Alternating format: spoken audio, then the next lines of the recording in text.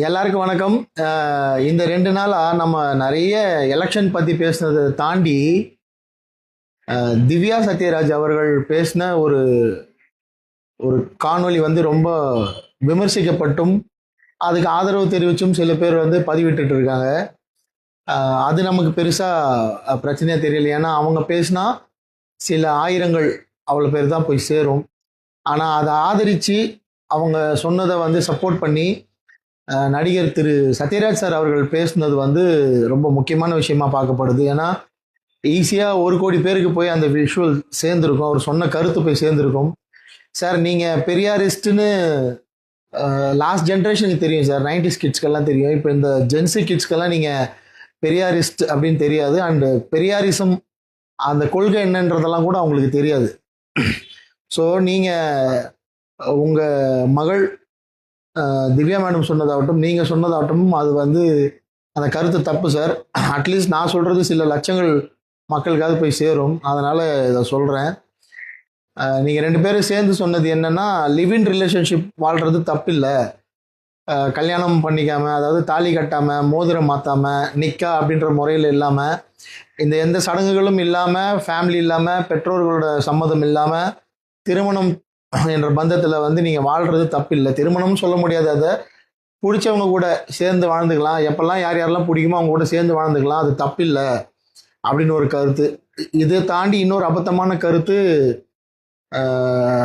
குழந்தை பெற்றுக்கலாம், கல்யாணமே இல்லாமல் நீங்கள் வந்து லிவிங்கில் யாரோட தேவையும் இல்லை, சயின்டிஃபிக் முறையில் கூட நீங்கள் குழந்தை பெற்றுக்கலாம் அப்படின்னு வந்து சொல்லியிருந்தீங்க.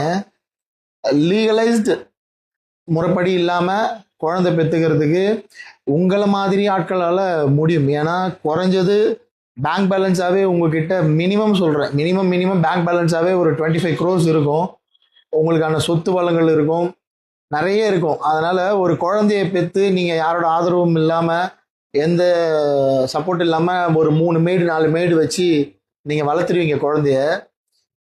ஆனால் சாமானிய மக்களாக வாழ்கிறவங்க உங்கள் கருத்தால் ஈர்க்கப்பட்டு இன்ஃப்ளூயன்ஸ் ஆகப்பட்டு, இவங்களே இவ்வளோ பெரிய ஆர்டிஸ்ட்டு, இவங்களே இப்படி சொல்கிறாங்களே அப்படின்னு சொல்லி அவங்க வந்து கல்யாணமே பண்ணிக்காமல் யாராவது ஒரு ஆணோட லிவிங் ரிலேஷன்ஷிப்லேருந்து ஒரு பொண்ணு வந்து ஒரு குழந்தைய பெற்றெடுத்துட்டு பின்னால் ஏதோ பிரச்சனையாகி கல்யாணமாகி முறைப்படி சொந்த பந்தத்தை கூடி கல்யாணம் பண்ணுறவங்களே 1000 சண்டை சச்சரவுகள் எனக்கு உட்பட ஃபேஸ் பண்ணிட்டு தான் நம்ம அடுத்த நாள் கடந்து போகிறோம்.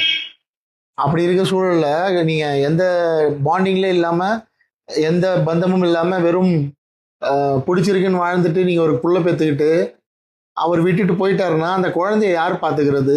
அந்த ஆண்மகன் கொண்டு போய் வச்சுப்பானா? இது வந்து சமுதாயத்தில் சாத்தியமா? பாதிக்கப்பட போகிறது யார்? அந்த பொண்ணு தான்.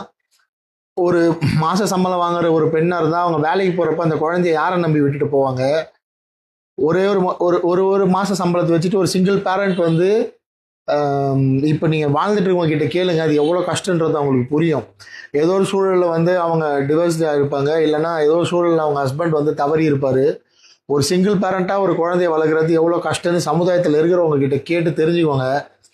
நாளுக்கு நாள் ஏசி ரூமில் நல்ல செல்வந்தராக வாழ்ந்துட்டு இந்த கருத்தை சொல்கிறது மிகப்பெரிய தப்பு, கண்டனத்துக்குரியது.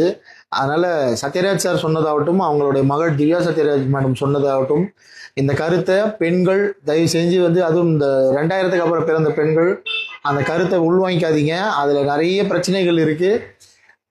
ஒருவேளை உங்களுக்கு அப்படி ஒரு எண்ணம் இது சரின்னு தோணுச்சுன்னா தயவுசெய்து உங்கள் சொந்தக்காரங்கிட்டயோ உங்கள் வெல்விஷர்கிட்டயோ இல்லைன்னா ஒரு நல்ல டாக்டர்கிட்டயோ கன்சல்ட் பண்ணிவிட்டு, நான் இப்படி ஒரு முடிவு எடுக்கலாமா, நான் ஒரு சிங்கிள் பேரண்ட்டாக யாரோட சப்போர்ட் இல்லாமல் நான் குழந்தைய பெற்றுக்கிட்டு வளர்க்கலாமா, என்னால் முடியுமான்னு செக் பண்ணிக்கோங்க. ஏன்னா இது ஒரு குழந்தையோட எதிர்காலம் சம்மந்தப்பட்ட விஷயம். இது கலாச்சாரமோ பண்பாடு அதெல்லாம் தாண்டி ஒரு குழந்தையோட எதிர்காலம் சம்மந்தப்பட்ட விஷயம்.